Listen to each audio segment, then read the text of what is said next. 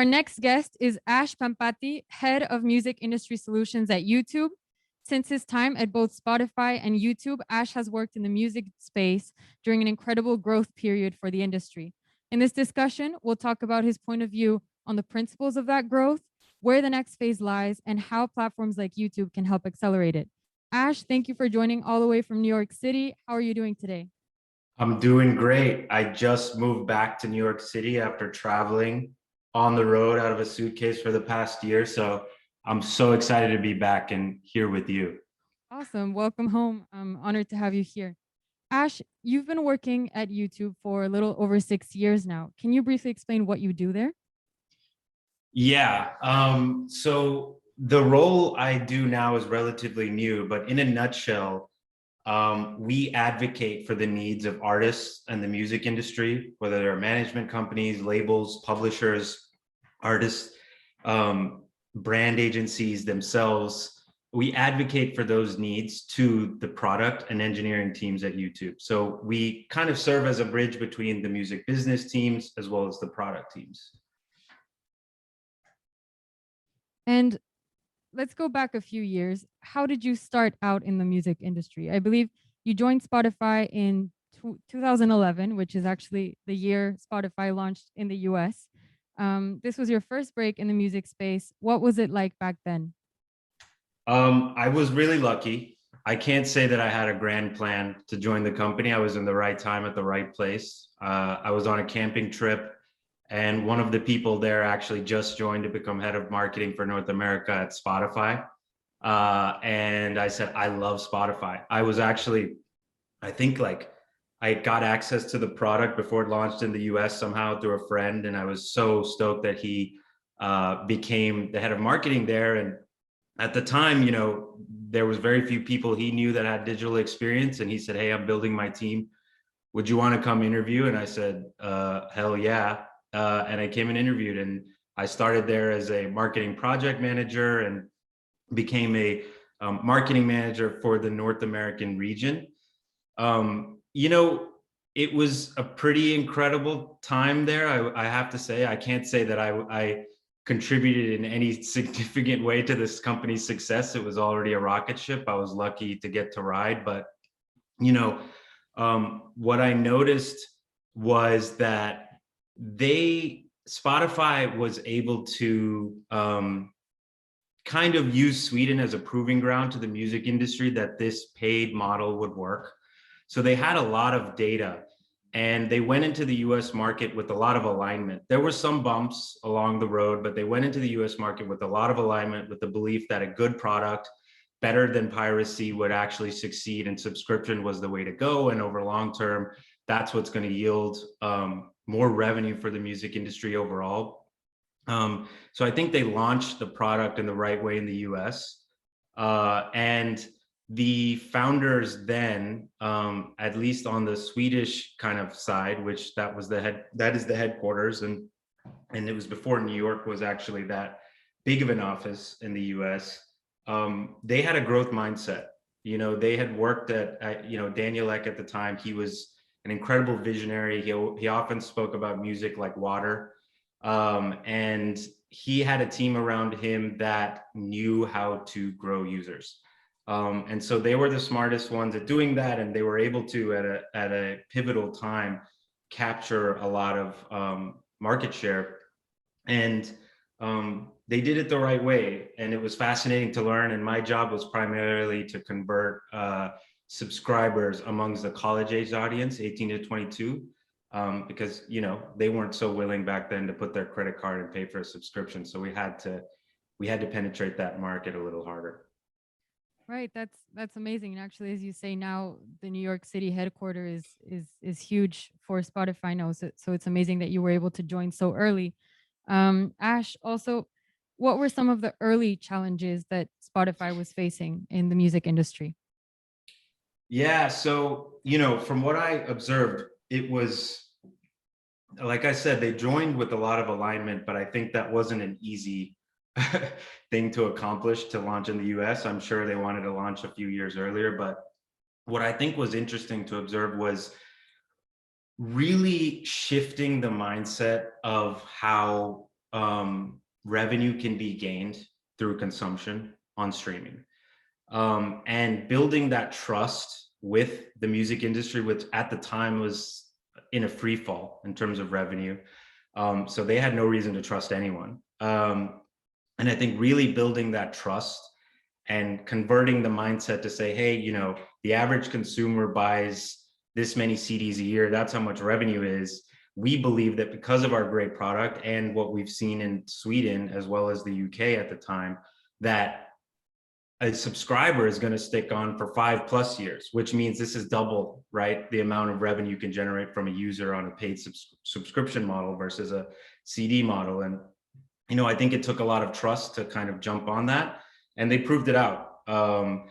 But there was still a lot of battles in the press in terms of, you know, is the right value attribution coming? And I think that was kind of something we all anticipated, because it's a new product, and you know, it hadn't proved itself yet. And I think now it's pretty established and understood. They recently launched in Russia, South Korea, list goes on. Ash, you joined YouTube after Spotify to continue working in music. What exactly made you shift companies and follow this opportunity? You know, I was on the consumer side at Spotify, and, you know, it was a time when I was working in marketing where, you know, it's not like tech companies were giving marketing departments big budgets to do cool brand campaigns then. It was very growth mindset, high ROI in terms of investment. And sorry, one second, New York City. Sorry if you hear sirens. It was a time where I felt I had learned a lot. And I was approached by YouTube, a friend who was actually trying to join Spotify. And he said, you know, YouTube is really looking to invest in the artist and music space. Would you be interested? And at first I was like, listen, I think Spotify is an incredible consumer product in music. I wouldn't want to work for another consumer music product. But after talking with a few more people, I realized that what was going to be interesting about joining YouTube was really about the direct to fan model that they've applied to creators, that they could port over to artists.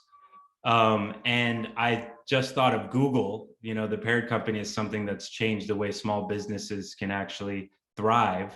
I was like, YouTube could be that accelerant for artists, and not just the top artists or the ones that have the most infrastructure, but also the long tail. And that's when I joined, and I joined as a product marketing manager for artists. I did that for a few years. And then this guy named Lior Cohen joined to become the head of music. And I had known about Lior, you know, there's a lot of mythology about him. I've obviously watched you know, read the books and things about his impact in the music industry. And I was just so excited that someone like that had crossed my path, because I never thought I would be crossing the path with someone who's made such an impact in music. And I told him, we built a relationship. I said, hey, listen, I don't really want to be a, you know, head of marketing or CMO. I want to be a leader in the business, and I need to learn everything from you. So can I work for you? And I'll do whatever it takes. And it worked out, and I joined him, and I was his strategy and operations lead. So we basically figured out, when he joined, there was a lot of work YouTube needed to do to build trust with the music industry. And he was in charge of figuring that out. So what we did was build strategy for what his team does, the mission, how we organize the product areas to serve those needs, which areas we invest in first, all the way down to setting things like OKRs and stuff like that. And then from there, I kind of graduated onto a leadership position within operations, but also focused on the music industry. Because he said to me, you know, we need to go scale the impact. We're in a good place with the music industry. We need to go and scale and grow and get more products built for artists.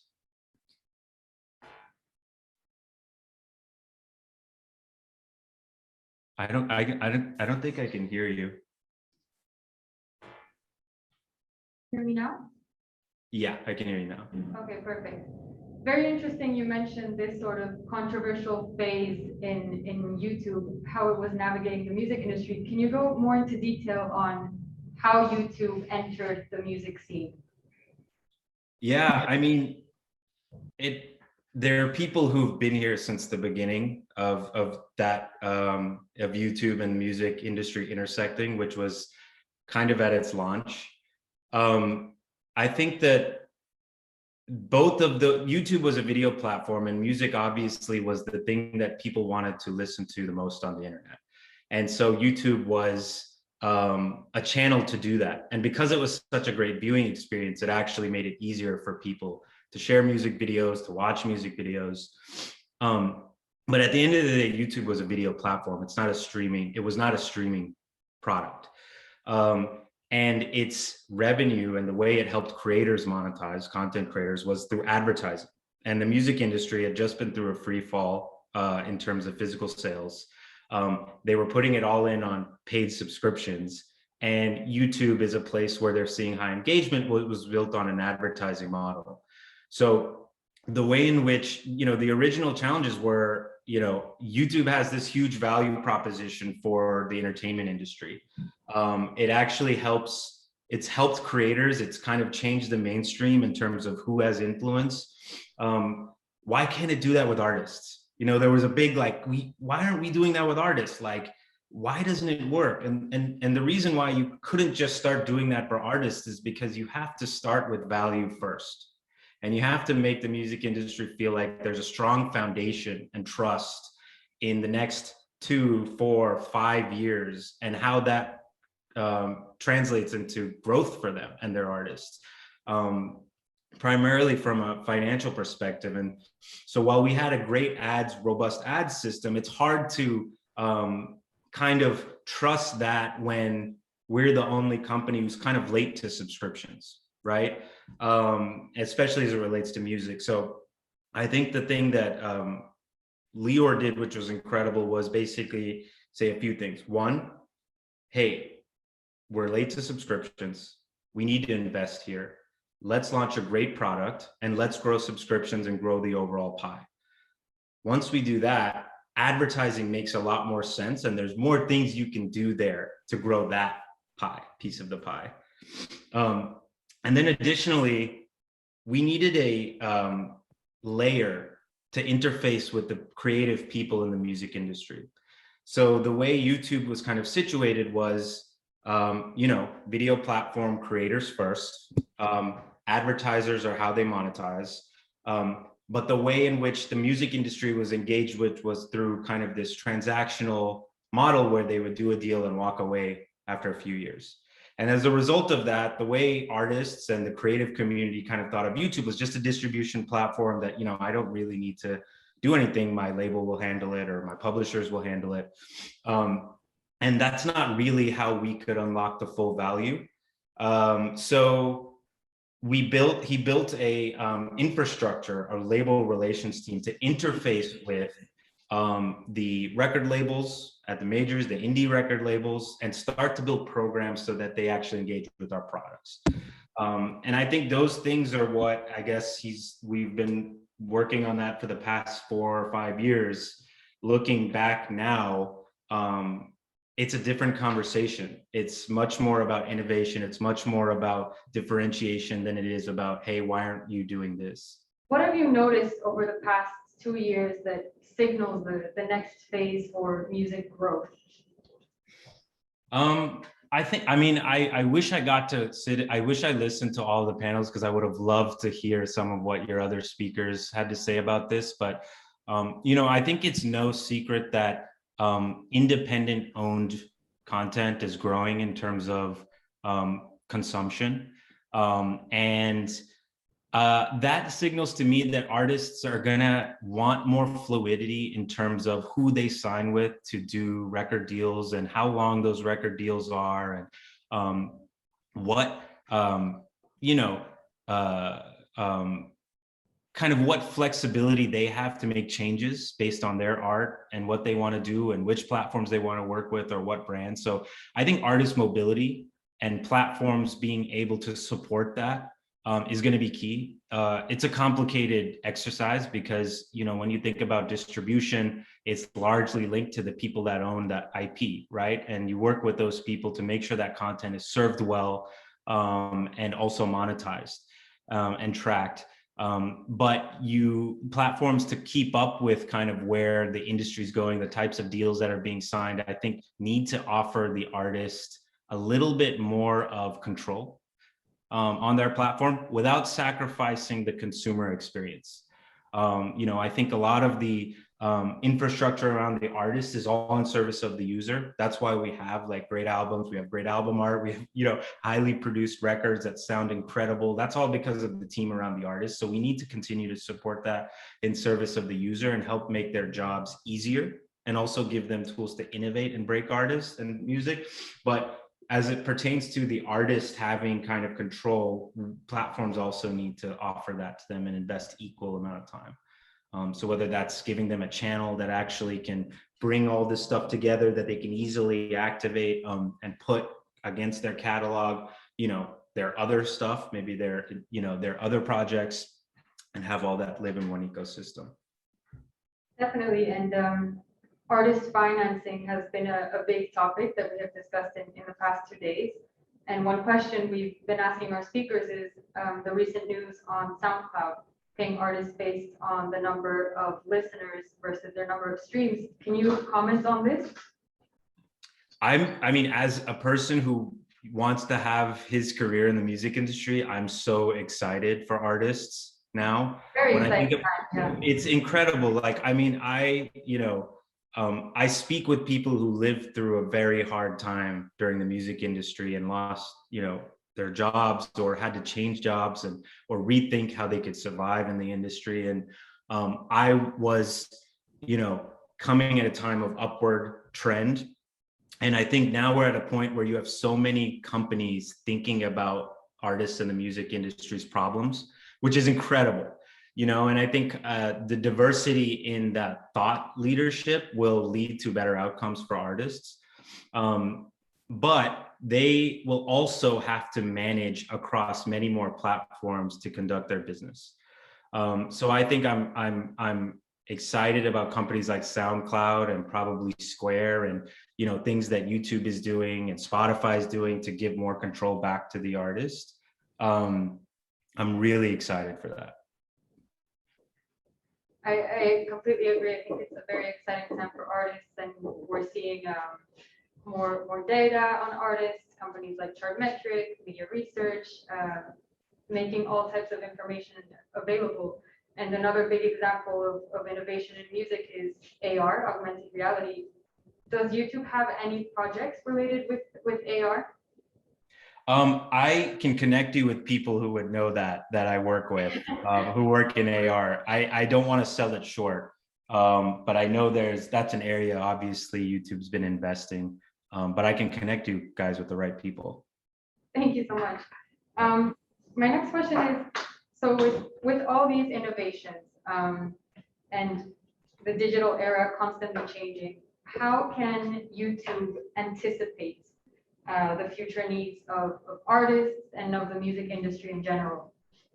Yeah, I think, you know, I think one thing to think about, whether it's YouTube or other platforms, you know, is how do you create in a scaled way more connections between artists and creators? Meaning, how can creators facilitate artists in terms of getting their music in front of those audiences? And how can artists help content creators or non-music content creators raise the production value of their videos through good music? And I think that comes down to very delicately managing a multi-pronged ecosystem of music rights holders, artists, non-music creators, as well as advertisers. And I think that's going to be reducing kind of the barriers to entry, and that connection, I think, is going to be key. I think short form video has obviously done that in a very turnkey way, but I think there's opportunity to do that on long form. So I think that's going to be a next area for growth that I think platforms are probably thinking about. It's already happening, but you know, the commercial music space hasn't adopted. There's still companies out there like that allow creators to access high quality music, but it's not yet kind of, you know, why can't Beyonce's song be used in this creator's, you know, we need to get to that point of facilitating those discussions and building a scaled solution so both parties can benefit. The mobility thing, I think, is the other thing, giving artists more control of their presence on the platform, and continue to grow subscriptions. Like, I think I don't think we're at a point where we've crested. I think there's going to be a lot more interesting ways to think about growing the overall pie, a lot more unique ways subscription forward products can differentiate themselves through consumer experiences. I think it's a very, very, very, very exciting time. And I just want to say, the only reason my job exists is because to listen to artists in the music industry and their needs and go advocate that for YouTube. Like, the fact that my type of job exists at YouTube talks about how interested they are, but also I'm sure other companies and panelists who work at companies you've spoken to are in solving these problems. So I guess my one thing to say is everyone's listening, like, no pun intended. And so I think the more that we can share insights, the more that we can lean in together, the more opportunity people like me have to go advocate and get products built for the music industry and creative community. I completely agree. And what you mentioned, the more we can share these issues and speak about them is exactly what our conference is all about. So thank you so much. You mentioned subscriptions and streaming. Can you tell us a little bit more about YouTube Music, YouTube Premium? Yeah, so YouTube is a platform that's optimized for viewing. But that doesn't mean music engagement doesn't happen. It's obviously a place where a lot of people go to engage with music. And we found that a lot of those people would benefit from having a lean back companion experience, which is why we built YouTube Music. So when they're in a listening mood, when they want to kind of dive into catalog, or when they want to be a little bit more passive in their consumption, they have a music streaming app that knows everything they like about YouTube and what they've engaged with, and kind of give them an experience there, as well as offer them video when they want to be in a music video only mode, which I think is an incredible differentiator. And YouTube Premium is you know, just an enhanced YouTube. It's for that view forward user who wants a little bit of an enhanced experience, whether it's listening to music or watching something else. And I think between those two, along with YouTube, have been really great in terms of accelerating growth for the music industry over the past couple of years, and YouTube's contribution. I think the next thing that is going to be interesting is really how we start to connect the dots. So how do you start to connect the dots? When I think about YouTube as a platform, I think about it as kind of this neural network. It used to be, you know, it's like a YouTube and like I use this, you know, streaming product, but I also use YouTube, or I use this other streaming product, but I also use YouTube. So there's it kind of feels like this neural network.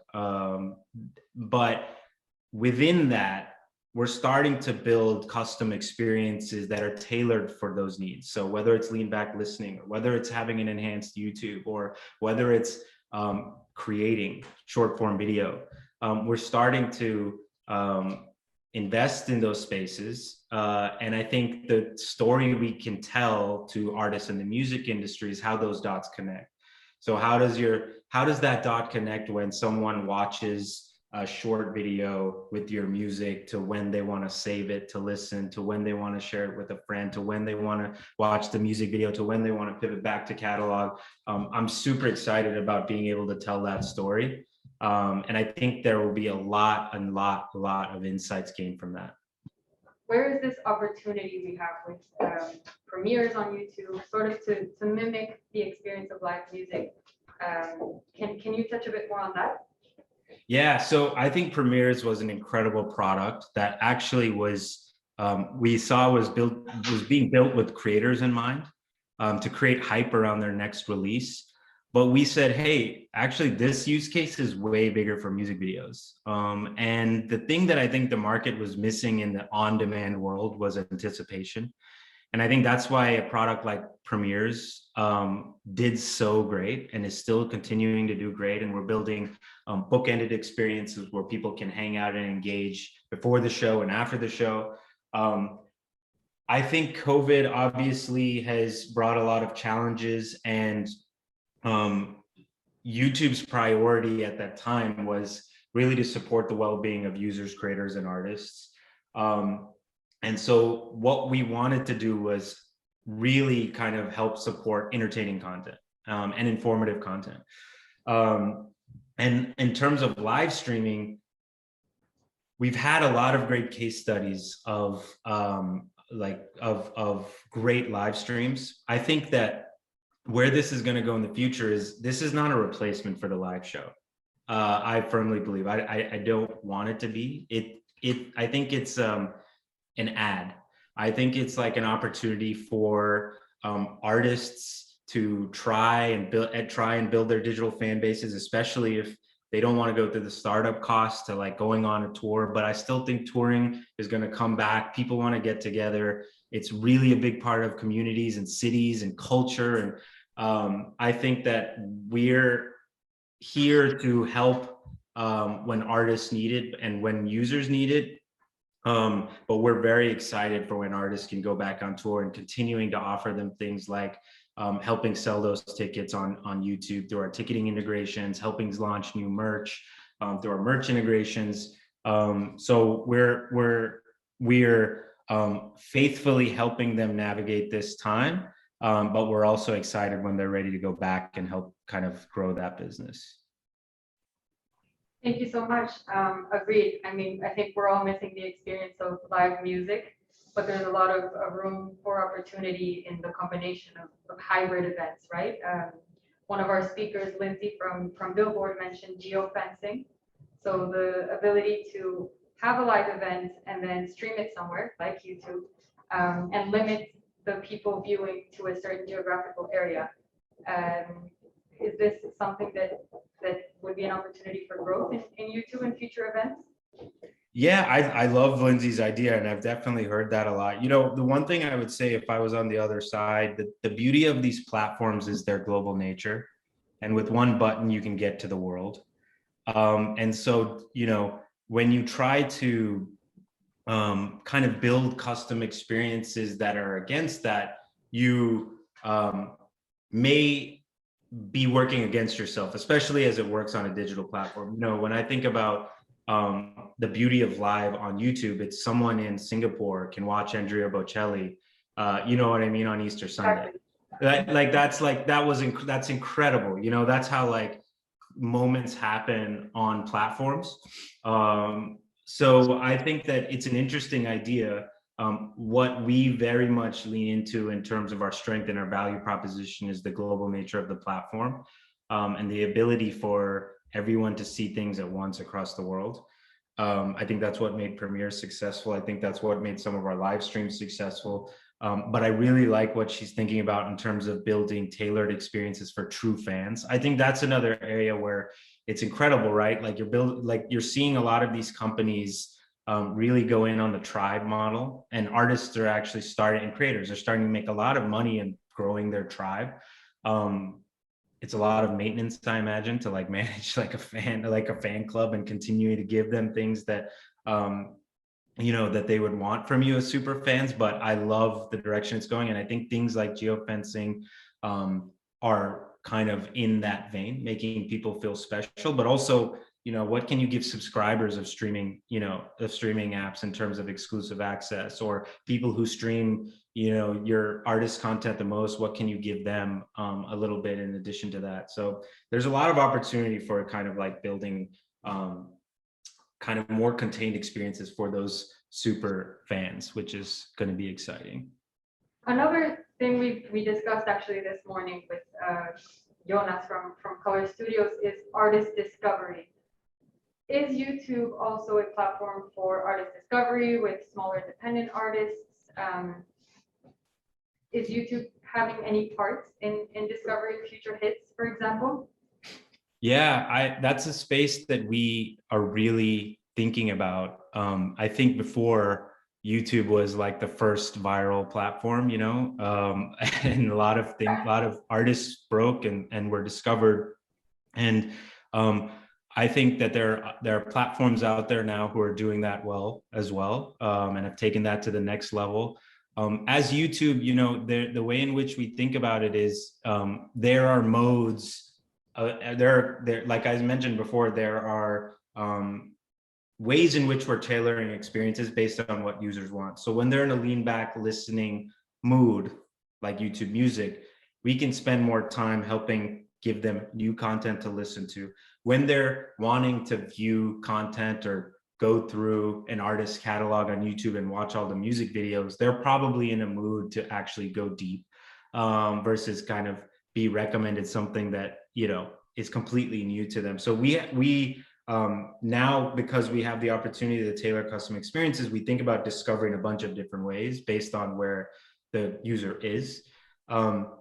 So I think that discovery is extremely important to YouTube. I think it's taking on many more forms in terms of tactical execution.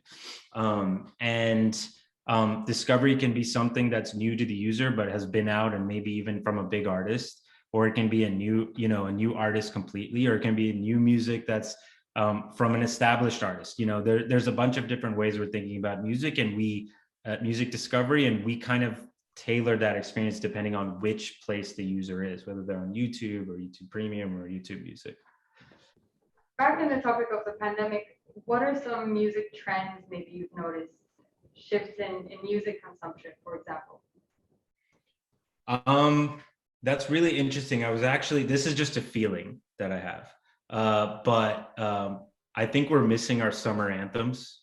Like the songs that come out in the summer where everyone's like, oh, okay, like this is the party song and it's on in every club. Oh, yeah. And so, like, I'm kind of like thinking about the music I've listened to, and I've been like, wait, like, where's my summer anthem? We're like, where's that Drake song that always drops that's like, crazy, or, the list goes on and on.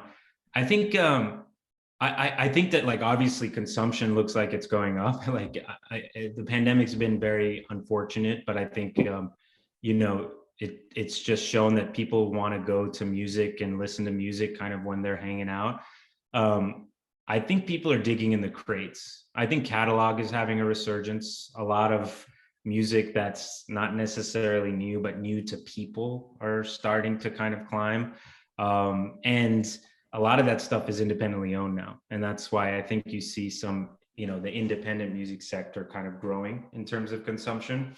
But I think I don't have any data on that. It's just kind of a feeling, at least on the first part of the summer anthems.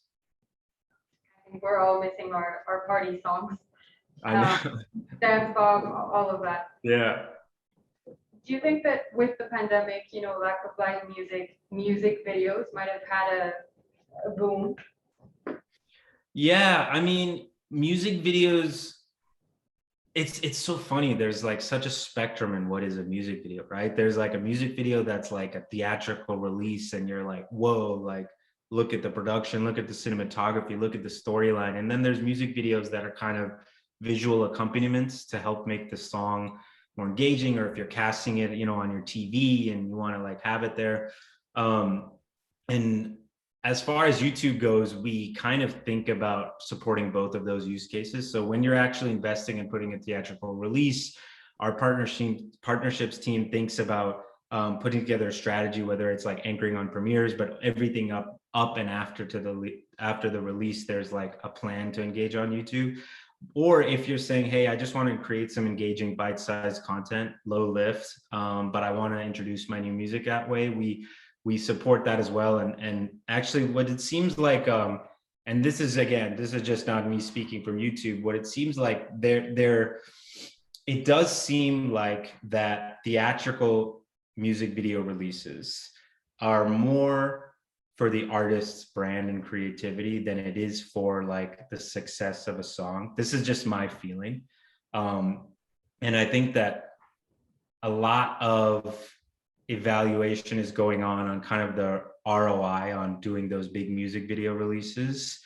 Maybe you do the music video release once the song's a hit and it gives it another life, or maybe you say, hey, there's a new song, I want the release to drop simultaneously.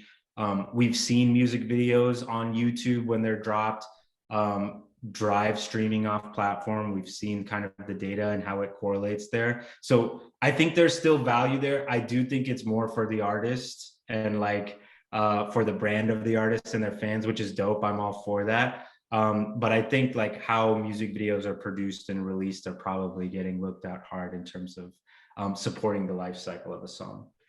In terms of your career, you studied at NYU. Were you already thinking of music industry back then? I know it's a flagship school for music industry aficionados. Oh yeah, I mean it is, but I definitely didn't go there for that. I grew up in a really small town in Kentucky, and you know, as an Indian kid or son of Indian immigrants, it was an okay experience, but I had to dream a lot to kind of have fun, you know, like, and I found a lot of that dreaming come from watching movies and listening to music. And so when I was getting ready to leave college, I said, I want to go to the opposite place of Hazard, Kentucky. And I picked New York, and luckily I got in.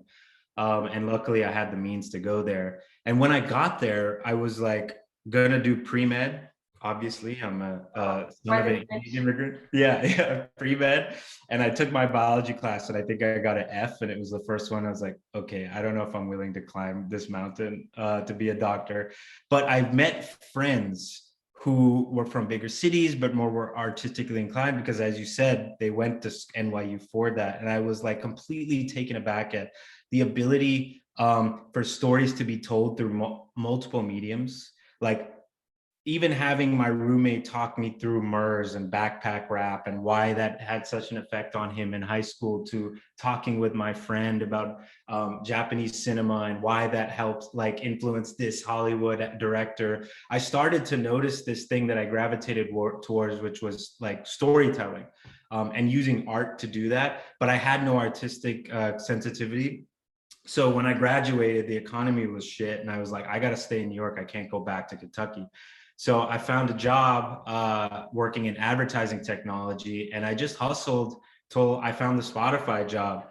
And I think that there was no plan, but the thing that I knew from before I got to join like Spotify and start to work adjacent to like the music creative community was I love storytelling. Like I love it. I love its ability to take people in situations where they may not be so happy, where they may not be so excited or seen or heard, and bring them to a place of you know, just feeling good and feeling included and feeling one with everyone. And so I want to continue doing that. And I think right now I'm doing it on behalf of kind of platforms and more internally saying, hey, you know, YouTube product and engineers, we got to build this stuff for artists. If you want them to like use it, this is what they need. This is what the labels need. This is what they think like, and that's been great because it's been working. But you know, who knows where that story will go from here on out. Wow, amazing that you ended up in Spotify and YouTube without even planning to join the music industry. So props to you. Yeah, well, I feel like I also have to like say I don't feel like someone who works in the music industry. I definitely work on behalf of it, but I think people at, you know, management companies, labels, working hard to like videographers, working, you know, tour managers, like working hard to like get artists seen and heard and help them like get their art out there. I'm like, those are the people who I consider to be working in the music industry. That's just my opinion, but I'm so grateful that I get to work on behalf of them in my own way. But I want to keep doing that. Like, you know, again, these big companies are listening, and there's fans of artists and music working at these big companies who want to build cool shit. So I just want to connect the dots. Exactly. What has been the highlight of your career so far, let's say? Oh my gosh. The highlight of my career. Um, I actually think, you know, I think my time getting to work for Lior was probably my highlight of my career. Um, I think I was very lucky that he joined the company and I was there, and I was able to work with him.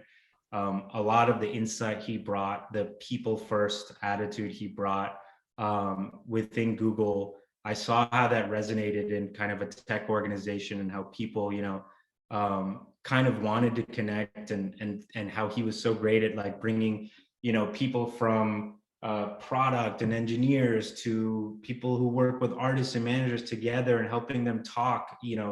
I I think that's been the highlight of my career, getting to watch how culture can be built within a company, and how really, there are a few leaders who are actually integral to that, and that's been the highlight and honor of my career, getting to work with him and his team, and also now getting to lead up this new team and kind of do it in my own way, in the new org that I'm in. But it's interesting building culture. Like, building culture is it takes a lot. It takes patience, it takes empathy, it takes high EQ, and those are all things that I think I have, like, with my friends, but I want to like learn how to do with everyone. That's amazing.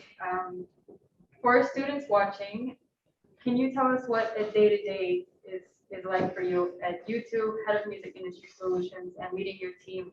What is a day-to-day like for you? Yeah. So it's a lot of meetings, but if you manage to focus yourself, you can get rid of a lot of meetings. So, meaning, I go into the week with a very clear picture of what I need to get done. And I'm able to manage kind of all the meetings people want to get on your calendar, because no one can like have conversations in the kitchen anymore, right? Like, they have to like have a meeting. So that's like the first thing I do at the beginning of every week, is like, here's the 4 things we need to get done. The next thing I do, I say, which of these 4 things are going to be the hardest to get done? And can I call a few people to make sure that they know this is hard, and see if they can help me? So getting ahead of kind of maybe not getting something done early in the week is something that helps me push through each week. And then the third thing is, kind of through everything, I, you know, clear communication is really important at a big company. And I think that there are a lot of leaders at the company who have to deal with a lot of different things. So the way in which I'm going to advocate for my thing is being the most clear, the most concise, and the most timely with my needs. And that takes preparation. That takes like making sure you're extremely on top of what you're advocating for. You have the data, it's packaged, you've done the research, and also having clear artifacts. So the other thing is, like, whenever like I can't meet with someone, but they need to know something I know, a document is the only way to get it. And so anything that I care about scaling in terms of information has a document. It's very brief, very concise, and it can be shared and collaborated on, and then it can be moved forward. So those are the few things I do. I pick my priorities, the ones that are going to be the hardest. I make sure to like talk to people early and say, it's going to be hard. What can we do? And then I really focus on documentation and clear and concise communication. Noted. Out of your years at YouTube, which department have you preferred working at? Marketing, operations, strategy? Yeah, marketing was interesting. I think without marketing, I wouldn't have learned product marketing. I wouldn't have learned a framework to think about problems, right? Which is like, what I've noticed is there's a universal framework to think about how to solve a problem. And marketing helped me think about that. And so I really am grateful that I kind of started in marketing, because it helped me establish the framework. Strategy and operations is very reactive, meaning, because it's strategy and operations. So you have to think big, but you also have to be super granular and tactical. And the thing that I wanted to strengthen was the tactical side. So that job really taught me how to be extremely tactical, but also be everywhere that, you know, people like Lior or his leaders were, so that we can anticipate the needs and build strategies for the future.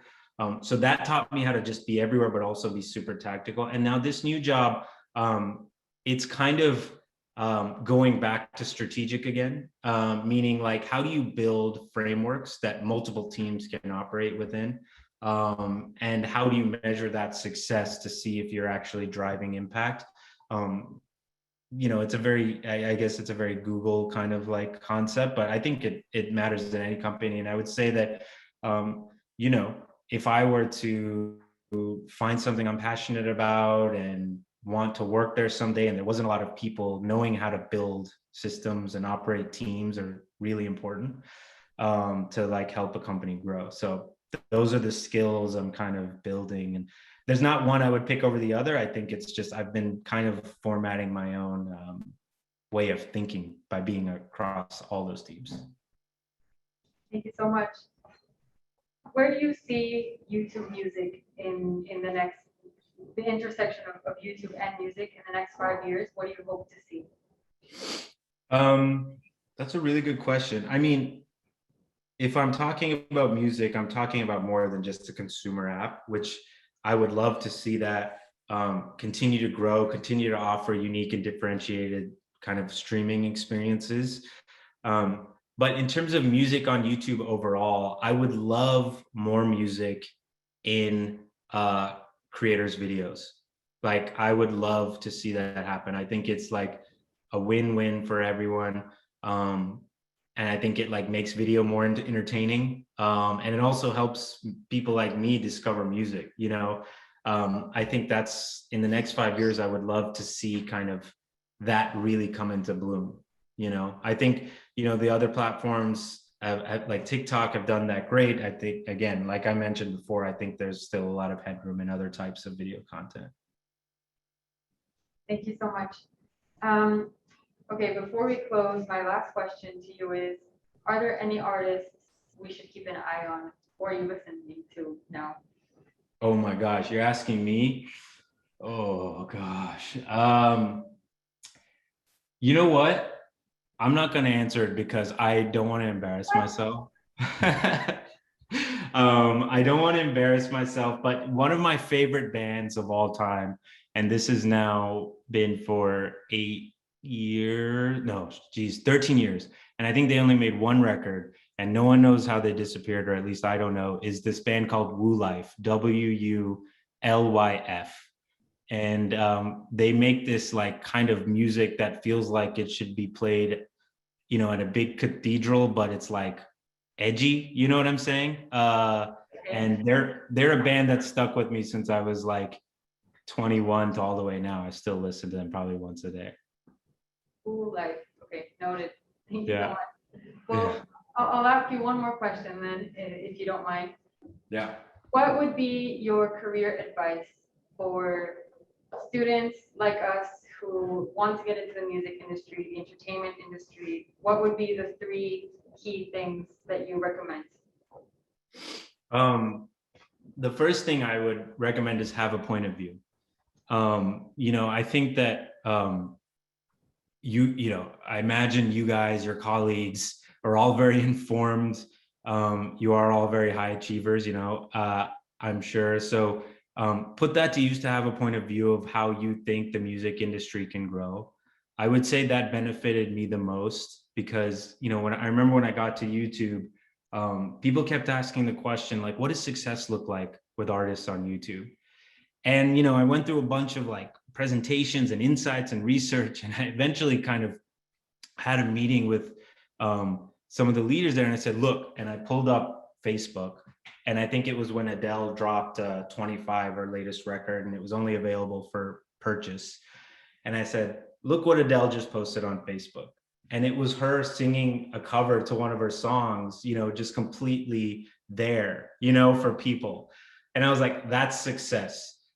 So I think like my point of view was always like, hey, for YouTube to be successful, we need artists to be able and willing to share themselves on the platform. That's success. Everything we do should get there. So have a point of view. 2, start somewhere. Like, the first place is never going to be the best place. It's not meant to be the best place. So start somewhere, and it's easy to navigate from starting there. I think a lot of the experience of starting somewhere benefits you in the next job. I said, I took marketing and I used that to think about problems. And then when I started to think about working closer to the music industry, I just switched out the problems that we wanted to solve and moved into that same framework. And then the third thing is, I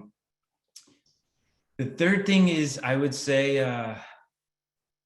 I think this is more personal to me, but it's a marathon, not a race. I think I feel like personally, I don't know how you all feel, especially on things like LinkedIn. It's just like, whoa, like look what everyone's doing. I think that when I look back, I'm still feel like I'm at the beginning of my career. I still feel excited, but I also am like, man, I like learned a lot of things along the way. I'm excited to keep doing this. So like, I think patience and incrementality are key to kind of being successful, especially in this space. Thank you so much, Ash. Thank you so much for being here today. It's really an honor to have you, and hope to have you for future events. Yeah, I can't wait to actually meet maybe some of you in person. So, and Isabel, email me if there's any other questions, and I'll figure out how to get them answers. Amazing. Thank you so much, Ash.